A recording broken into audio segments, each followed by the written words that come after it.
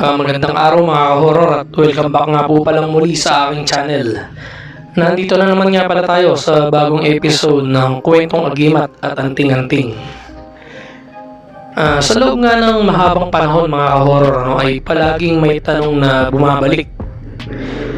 Lalo na sa mga taong nahuhumaling sa mga anting-anting, medalyon at mga lihim na bagay ng pananampalataya.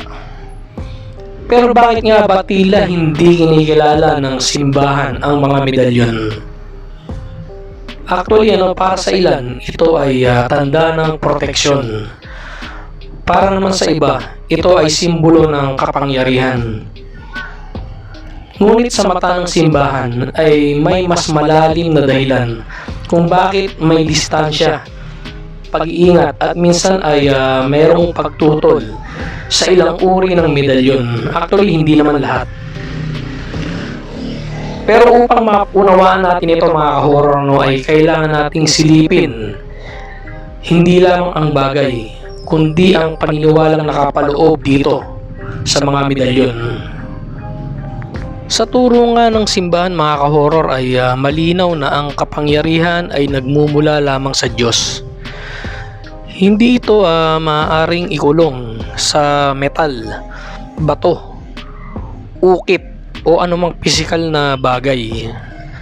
Kaya sa sandaling paniwalaan ng tao na ang isang medalyon ay may sariling lakas na kaya nitong magbigay ng proteksyon, swerte o kapangyarihan kahit wala ang pananampalataya, ay dito nagsisimula ang problema. Bali sa ganitong pananaw mga ka-horror, ang medalyon ay nagiging pamahiin. At ang pamahiin ay tahasang tinututulan ng simbahan dahil inilalayo nito ang tao sa tunay na pinanggagalingan ng biyaya. Meron ding mga medalyon mga ka-horror na dinadaan sa mga ritual na hindi naaayon sa aral ng Kristyanismo. Ito yung mga may orasyon na hindi panalangin kundi lihim na bulong. May mga seremonyang may kasamang dugo, panata sa hindi kilalang espiritu, o panawagan sa puwersang hindi malinaw ang pinanggagalingan. Para sa simbahan, ito ay mapanganib dahil hindi lamang sa pananampalataya kundi pati sa kaluluwa ng tao na gumagawa nito. Hindi dahil sa takot, kundi dahil sa paniniwalang kapag hindi Diyos ang pinanggalingan ng kapangyarihan, may kapalit itong hindi agad na nakikita. Isa pa sa pangunahing dahilan mga ka-horror ay kapag ang medalyon ay nagiging kapalit ng pananampalataya. Kapag mas nagtitiwala ang tao sa bagay kaysa sa panalangin, sakramento at tamang pamumuhay, nawawala ang diwa ng Kristiyanong paniniwala. Bali sa ganitong kalagayan ng mga ka-horror, ang medalyon ay hindi na paalala ng Diyos, kundi nagiging idolo. Ito ay nagiging isang bagay na sinasandalan sa halip na ang may lalang. Pero lilinawin ko lang mga ka-horror na gaya nga ng sinabi ko kanina, na hindi lahat ng medalyon ay tinatanggihan ng simbahan. Actually, merong mga medalyon na malinaw na kinikilala at pinahihintulutan ng simbahan. Gaya ng medalyon ni San Benito, medalyon ng Birheng Maria at ng ilang santo at arkanghel. Bali ang mga ito ay tinatawag na sacramentals, mga banal na bagay na nagsisilbing paalala ng pananampalataya. Ayon nga sa simbahan ay ang mga medalyong ito ay walang kapangyarihan sa sarili nila. At ang bisa nila ay nakaugat sa panalangin, sa paniniwala at sa ugnayan ng tao sa Diyos. At hindi sila anting-anting at lalong hindi sila mahiwagang kalasag laban sa panganib. Ang problema ay nagsisimula lamang kapag ang isang banal na simbolo ay ginamit sa maling paraan.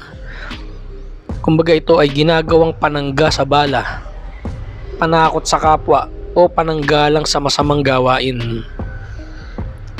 Kapag ang medalyon ay ginamit upang bigyang katwiran ang karahasan o kasamaan, malinaw itong taliwas sa layunin ng simbahan.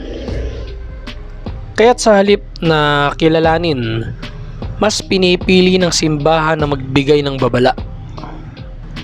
Sa huli mga ka-horror, hindi ang medalyon ang tinututulan ng simbahan, kundi ang mga maling paniniwala at maling paggamit nito. Dahil ang tunay na lakas ay hindi nasusukat sa bigat ng metal o sa lalim ng ukit, kundi sa lalim ng pananampalataya ng tao. Ang isang medalyon, kung gagamitin ng tama, ay maaaring maging paalala ng kabutihan, kababaang loob, at pagtitiwala sa Diyos.